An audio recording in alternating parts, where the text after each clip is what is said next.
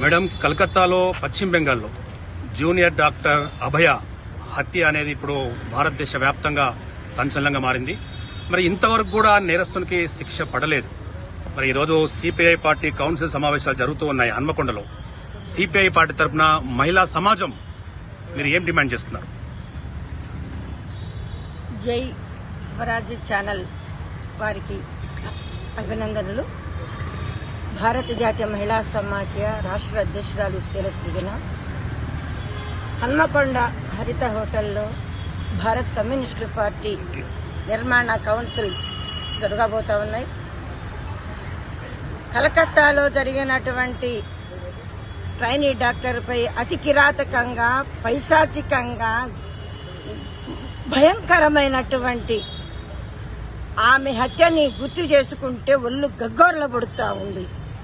నిద్ర రాని రోజులు ఇవాళకి 9వ తారీఖున జరిగిన రోజు నుండి ఆ వార్తలు కథలుగా వింటా ఉంటే ఒళ్ళు పులకరిస్తూ ఉంది. ఏమి నరికితే బాగు అని అంత కసి ఈ మహిళా లోకానికి కనిపిస్తూ ఉంది. అయినా చట్టానికి లోబడి పనిచేయాలి కాబట్టి, భారత కమ్యూనిస్టు పార్టీ నిర్మాణంలో ఉన్నాం కాబట్టి ఏది పడితే అది చేయటానికి భారత జాతీయ మహిళా సమాఖ్య నిర్మాణంలో ఉండి పనిచేస్తూ ఉంటుంది. మహిళా చట్టాల కోసం మేము పోరాటాలు చేయబట్టి 40 సంవత్సరాలు. 33% మహిళా రిజర్వేషన్ కోసం 33% మహిళా రిజర్వేషన్ చేసినట్టే చేశారు. అవకాశం లేకుండానే జారిపోయింది. ఇప్పుడు ఎన్నికల్లో అదే మహిళా రిజర్వేషన్ అమలు అయి ఉంటే ఇవాళ ట్రైనీ డాక్టరు పరిస్థితి, లాంటి ట్రైనీ డాక్టర్ మీద జరిగినటువంటి పరిస్థితులు ఇవాళ మహిళా ఎమ్మెల్యేలు, మహిళా ఎంపీలు సగానికి పైగా ఎమ్మెల్యేలు ఈ రోజు ఈ పార్లమెంటులో ఉంటే మహిళలకు సంబంధించిన చట్టాలు కోకొల్లలుగా తీసుకొచ్చుకునే వాళ్ళం. ఆ అవకాశం మహిళా ఎంపీలకి, మహిళా ఎమ్మెల్యేలకు లేదు.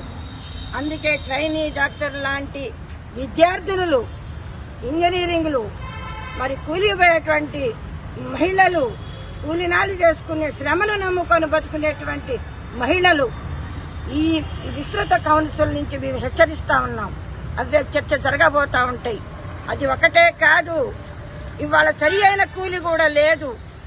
బడాబాబులకి తక్కువ కులం, కూలిపోయేటువంటి వారికి ఎన్ని గంటలు కూలి, ఎన్ని రూపాయలు ఇస్తారు అని బేరాలాడుకునే పరిస్థితి వచ్చింది. ఆదాని అంబానీ లాంటి వాళ్ళు ఉంటే ఈ పేద మహిళలకి ఇవ్వబోయేటువంటి 300 కూలీ కూడా దక్కే పరిస్థితి లేదు. ఇవాళ యంత్రాలు వచ్చాయి. మారుమూల గ్రామంలో వలసపోతా ఉన్నారు మహిళలు. అక్కడ కూడా రక్షణ లేదు. ఈ వలసపోయేటువంటి మహిళలకి రక్షణ లేదు.